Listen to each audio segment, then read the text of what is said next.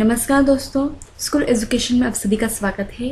आज हम इस क्लास में सर्वनाम और उसके भेद के बारे में सीखने वाले हैं। तो ये देखते हैं सर्वनाम किसे कहते हैं और उसके भेद कौन कौन से हैं।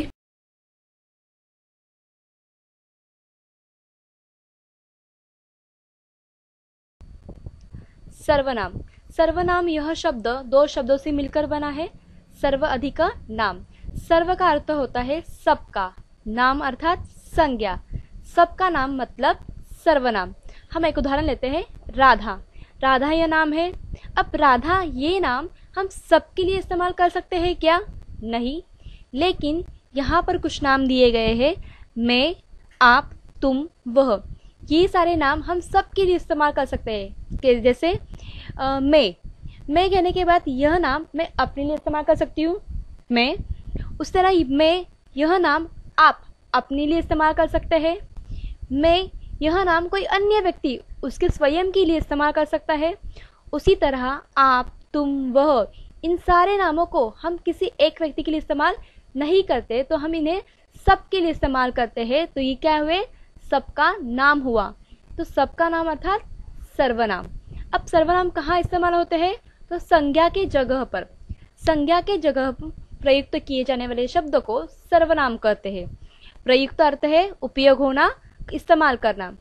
संज्ञा के जगह पर प्रयुक्त किए जाने वाले शब्द को सर्वनाम कहते हैं। उदाहरण, अभी यहाँ पर एक परिच्छेद है, हम उसे देखते हैं। एक लोमड़ी थी, उसे बहुत भूख लगी थी। भूख से उसकी जान जा रही थी। उसने खाने की खोज में सारा जंगल छान डाला, परंतु उससे कुछ नहीं मिला। वह उदास होकर चल रही थी, तब उसकी नज़र अंगूर के पेड़ पर गई। अब यहाँ पर इस परिच्छेद में किसके बारे में कहा गया है? लोमड़ी के बारे में।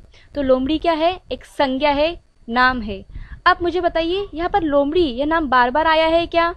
नहीं, लेकिन लोमड़ी की जगह पर, लोमड़ी इस नाम संज्ञा की जगह पर कई शब्द आए हैं जो क्या है? सर्वनाम है। जैसे उसे, उसकी, उसने, उसे, वह, उसकी। लोमड़ी संज्ञा के जगह आए हुए शब्द उसे, उसकी, उसने, वह, ये सर्वनाम है। संज्ञा के जगह प्रयुक्त किए जाने वाले शब्दों को सर्वनाम कहते हैं। अब सर्वनाम इतने ही है क्या? नहीं, तो इसके अलावा भी सर्वनाम होते हैं। जैसे मैं, तू, तुम, आप, हम, यह, ये, वह, वे, उसे, कौन, कोई, कुछ, जो, स्वयं, खुद। ये सारे क्या है? सर्वनाम है। अब इन सर्वनाम में लिंग, वचन, कारक के अनुसार परिवर्तन होता है। जैसे मैं का मेरा, मुझे, तू का तुम, तुम्हें, तुम्हारा, आप, आपको, हम, हमें। इस तरह इन सभी में भी परिवर्तन होता है। अब ये सर्वनाम हुए। सर्वनाम क्या होता है हमने देखा। अब सर्वनाम कुल 6 भेद है, उसके बारे में हम देखेंगे। सर्वनाम के कुल 6 भेद है। पहला है पुरुषवाचक सर्वनाम, दूसरा निश्चयवाचक सर्वनाम, तीसरा अनिश्चयवाचक सर्वनाम, चौथा प्रश्नवाचक सर्वनाम, पांचवा निजवाचक सर्वनाम, छठवा संबंधवाचक सर्वनाम। पुरुषवाचक सर्वनाम, निश्चयवाचक सर्वनाम, अनिश्चयवाचक सर्वनाम, प्रश्नवाचक सर्वनाम, निजवाचक सर्वनाम, संबंधवाचक सर्वनाम। अब हम इन्हें एक एक करके सीखेंगे। पुरुषवाचक सर्वनाम। पुरुषवाचक सर्वनाम में पुरुष का अर्थ है व्यक्ति। जिस सर्वनाम शब्द का प्रयोग बोलने वाले, सुनने वाले या जिसके बारे में बात की जाए उन पुरुषों अर्थात व्यक्ति के लिए किया जाता है, उसे पुरुषवाचक सर्वनाम कहते हैं। जैसे बोलने वाले, बोलने वाले व्यक्ति के लिए, स्वयं के लिए मैं, मुझे, हम, हमें सर्वनाम इस्तेमाल करते हैं। सुनने वाले व्यक्ति, बोलने वाला व्यक्ति सुनने वाले व्यक्ति के लिए तू, तुम, तुमको, तुमसे, आप, इन सर्वनाम का इस्तेमाल करते हैं। अब बोलने वाला व्यक्ति और सुनने वाला व्यक्ति जिसके बारे में बात करते हैं, उन व्यक्ति के लिए वह, वे, यह, ये, उसे, उससे, उनको, उनके लिए इन सर्वनाम का इस्तेमाल करते हैं। तो यहाँ पर मैं, मुझे, हम, हमें, तू, तुम, तुमको, तुमसे, आप, वह, वे, यह, ये, उसे, उससे, उनको, उनके, ये सारे सर्वनाम जो है ये किसी न किसी व्यक्ति के लिए इस्तेमाल किया गया है, तो इसे ही हम क्या कहेंगे, पुरुषवाचक सर्वनाम कहते हैं। अब इन पुरुषवाचक सर्वनाम को हमने 3 भेदों में विभाजित किया है। जो पहला है उत्तम पुरुषवाचक सर्वनाम, दूसरा है मध्यम पुरुषवाचक सर्वनाम और तीसरा है अन्य पुरुषवाचक सर्वनाम। अब उत्तम पुरुष का अर्थ है कि बोलने वाला व्यक्ति, मध्यम पुरुष का अर्थ है सुनने वाला व्यक्ति और अन्य पुरुष का अर्थ है कोई अन्य व्यक्ति। जो बोलने वाला व्यक्ति और सुनने वाला व्यक्ति जिसके बारे में बात करते हैं वो अन्य व्यक्ति। ठीक है, तो उत्तम पुरुषवाचक सर्वनाम मतलब बोलने वाला, और बोलने वाले व्यक्ति के लिए हम मैं, मुझे, मेरा, हम, हमें इन सर्वनाम का इस्तेमाल करते हैं। मध्यम पुरुष व्यक्ति, मध्यम पुरुषवाचक सर्वनाम में तू, तुम, तुम्हें, आप, आपका इन सर्वनाम का इस्तेमाल करते हैं। अब बोलने वाला व्यक्ति और सुनने वाला व्यक्ति जिसके बारे में बात करते हैं उनके लिए हम वह, वे, यह, ये, उसे, इसे, उन्हें, इन्हें इन सर्वनाम का इस्तेमाल करते हैं। तो यहाँ पर पुरुषवाचक सर्वनाम में 3 भेद है, उत्तम पुरुषवाचक सर्वनाम, मध्यम पुरुषवाचक सर्वनाम, अन्य पुरुषवाचक सर्वनाम। अभी हम अगला भेद देखते हैं, निश्चयवाचक सर्वनाम। यहाँ पर निश्चयवाचक सर्वनाम में निश्चय का हम अर्थ ले सकते हैं कि किसी के बारे में हमें पूरी तरह पता होना बिना कोई संदेह के। जिन सर्वनाम शब्दों से किसी निश्चित व्यक्ति या वस्तु का बोध होता है उसे निश्चयवाचक सर्वनाम कहते हैं। अब जब हमें किसी व्यक्ति या वस्तु के बारे में पूरी तरह पता है, अच्छे से पता है कि हाँ यही है वो, तब उनके नाम की जगह पर हम सर्वनाम का इस्तेमाल करते हैं, वो होते हैं निश्चयवाचक सर्वनाम। जैसे यह, वह, ये, वे। उदाहरण देखिए, यह मेरी घड़ी है। अभी यहाँ पर किसके बारे में कहा गया है, घड़ी के बारे में। तो मुझे पूरी तरह पता है कि कौन सी मेरी घड़ी है, यह। तो यह ये सर्वनाम है और यह निश्चयवाचक सर्वनाम है। वह एक लड़का है, वह। वे इधर ही आ रहे हैं, वे। पूरी तरह पता है कि कौन आ रहा है, वे। चौथा है वह मेरा गांव है। कौन सा मेरा गांव है, तो वह। मुझे पूरी तरह पता है कि वह मेरा गांव है, निश्चित पता है। पांचवा है ये सेब है, तो ये। तो यहाँ पर यह, वह, वे, ये सारे सर्वनाम है जो निश्चित व्यक्ति या वस्तु के स्थान पर आए हैं, तो उसे हम निश्चयवाचक सर्वनाम कहते हैं। अनिश्चयवाचक सर्वनाम। यहाँ पर अनिश्चय का अर्थ हम ले सकते हैं कि हमें किसी के बारे में पूरी तरह पता न होना। जिन सर्वनाम शब्द से किसी निश्चित व्यक्ति या वस्तु का बोध नहीं होता उसे अनिश्चयवाचक सर्वनाम कहते हैं। ऐसे सर्वनाम जिससे हमें किसी निश्चित व्यक्ति कौन है या कौन सी वस्तु है इसके बारे में हमें पता नहीं चलता, हम उसे अंदाजे कहते हैं, तो तब हम अनिश्चयवाचक सर्वनाम का इस्तेमाल करते हैं।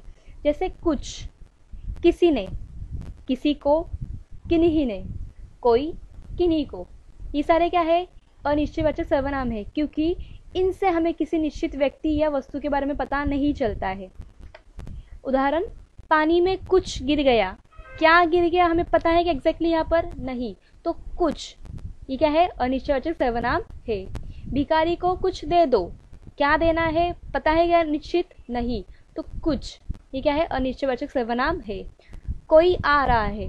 कौन आ रहा है एग्जैक्टली पता है यहाँ पर नहीं, तो कोई ये क्या है, अनिश्चयवाचक सर्वनाम है। शायद किसी ने घंटी बजा दी। किसने पता है हमें नहीं, तो ये किसी ने ये क्या है, अनिश्चयवाचक सर्वनाम है। तो यहाँ पर कुछ, कोई, किसी ने ये क्या है, अनिश्चयवाचक सर्वनाम है, क्योंकि हमें किसी व्यक्ति या वस्तु के बारे में निश्चित पता नहीं है, तो हमें अनिश्चय है यहाँ पर, तो हमने क्या किया, अनिश्चयवाचक सर्वनाम का इस्तेमाल यहाँ पर किया है। प्रश्नवाचक सर्वनाम।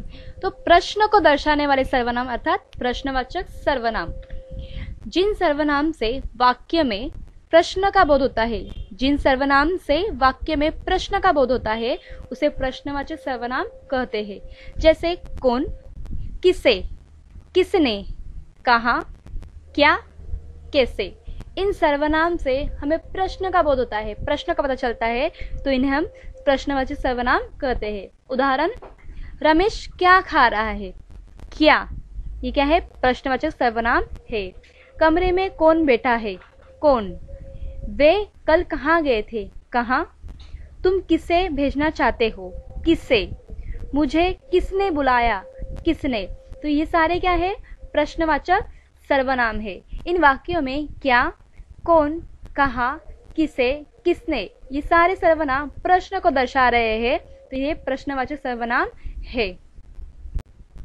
निजवाचक सर्वनाम, यहाँ पर निज का अर्थ होता है अपनेपन या अपने आप, ठीक है। तो जो सर्वनाम शब्द कर्ता के स्वयं के लिए प्रयुक्त होते हैं उन्हें निजवाचक सर्वनाम कहते हैं। अभी स्वयं के लिए अर्थात अपने आप के लिए, खुद के लिए जो सर्वनाम हम इस्तेमाल करते हैं वो निजवाचक सर्वनाम होते हैं। जैसे यहाँ पर उदाहरण देखिए, एक स्वयं, तो स्वयं हम खुद के लिए इस्तेमाल करते हैं, स्वयं, आप ही, खुद, अपने आप। अब यहाँ पर ये जो आप लिखा है, ये आप हम किसी और व्यक्ति के लिए, आदर के लिए इस्तेमाल नहीं करते। जैसे हम कहते हैं ना तू, आप, तो यहाँ पर आप ये कोई आदर के लिए, कोई अन्य व्यक्ति के लिए हम इस्तेमाल नहीं करते। तो यह आप हम अपने स्वयं के लिए, सेल्फ के लिए इस्तेमाल करते हैं। उदाहरण, वह अपने आप आ जाएगा। अपने आप मतलब खुद से, आप, ये क्या है, निजवाचक सर्वनाम है। मैं खुद फोन कर लूँ, खुद। तुम स्वयं यह कार्य करो, स्वयं। श्वेता आप ही चली गई, मतलब खुद से ही चली गई, तो आप।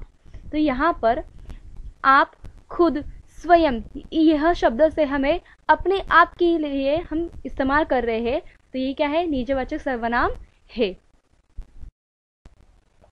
संबंधवाचक सर्वनाम, अब संबंध दर्शाने वाले, संबंध को दिखाने वाले सर्वनाम क्या होते हैं, संबंधवाचक सर्वनाम। जिस सर्वनाम से वाक्य में किसी दूसरे सर्वनाम से संबंध दिखाया जाता है उसे संबंधवाचक सर्वनाम कहते हैं। अब वाक्य में एक सर्वनाम दूसरे सर्वनाम से संबंध जब दिखाता है तब उस सर्वनाम को हम क्या कहेंगे, संबंधवाचक सर्वनाम कहते हैं। जैसे जो सो, जिसकी उसकी, वह जो, जैसा वैसा। उदाहरण देखिए, जो करेगा सो भरेगा। अब करेगा और भरेगा इन दोनों में संबंध दिखाने के लिए हमने दो संबंधवाचक सर्वनाम का यहाँ पर इस्तेमाल किया है, जो सो। जो सो ये क्या है, संबंध दिखाने का काम कर रहे हैं, तो ये क्या है, संबंधवाचक सर्वनाम है। जैसा बोओगे वैसा काटोगे, तो जैसा वैसा। तीसरा है, वह कौन है जो रो पड़ा, वह जो, ये क्या है, संबंध दिखा रहे हैं कौन है और रो पड़ा में। जो सो गया वो खो गया, अभी सो गया और खो गया इसमें संबंध दिखाने में हमने जो और वो का इस्तेमाल किया है। तो जो सो गया वो खो गया, तो यहाँ पर जो सो, जैसे वैसा, वह जो वो, जो सो, ये सारे क्या है, संबंध दिखा रहे हैं वाक्य में, तो ये क्या है, संबंधवाचक सर्वनाम है।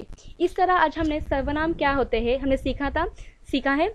और सर्वनाम के 6 भेद है, पुरुषवाचक सर्वनाम, निश्चयवाचक सर्वनाम, अनिश्चयवाचक सर्वनाम, निजवाचक सर्वनाम, प्रश्नवाचक सर्वनाम और संबंधवाचक सर्वनाम। इनके बारे में हमने सीखा। आज के लिए इतना ही। अपना ख्याल रखिए। धन्यवाद।